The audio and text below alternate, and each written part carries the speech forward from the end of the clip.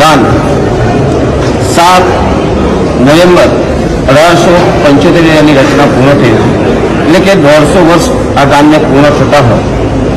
આ ગાનને 150 વર્ષ પૂર્ણ થતા તે આપણા યશસ્વીના આદરણીય વડાપ્રધાન શ્રી નરેન્દ્ર મોદી સાહેબ એને એક અનોખી રીતે આખા દેશમાં ઉજવણી કરવાનું નક્કી કર્યું છે। વંદે માતરમ એ શબ્દ કોઈ નાનો શબ્દ નથી કે કોઈ મંત્ર નથી, પણ એક ક્રાંતિકારી શબ્દ છે કે આપણા આઝાદીમાં સમયથી દેશના લડવાઈયાઓ પણ જ્યારે વંદે માતરમ ને ભારત માતા કી જય બોલી અને ફાંસીના માથે શકતા હોય એવા એક ક્રાંતિકારી મંત્ર જ્યારે પણ આપણે બોલીએ છીએ ત્યારે આપણા દેશના 140 કરોડ લોકોના મગજમાં ખૂબ ચેતના જાગૃત પેદા થાય। આ ભારત માતાને આપણે ભારત માતા તરીકે ઓળખીએ છીએ। એ ભારત માતા એ કોઈ આપણે પૃથ્વીનો કોઈ જમીનનો ટુકડો નથી, પણ આપણી માતા છે।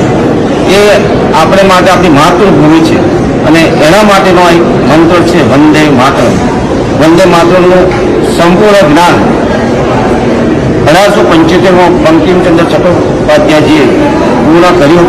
એ થોડું બંગાળી અને સંસ્કૃત ભાષામાં પૂર્ણ જ્ઞાન એમણે લખેલું હતું અને એનું આજે પૂર્ણ જ્ઞાન જે આખું ગાન છે એનું આજે ગાન કરવામાં આવ્યું। આખા દેશમાં 150 આવા સારા સ્થળોએ 150 વર્ષ પૂર્ણ થયા એના અનુસંધાને આપણા વડાપ્રધાનશ્રીએ આ ગાનને એક અનોખી રીતે ઉજવણી કરવાનું નક્કી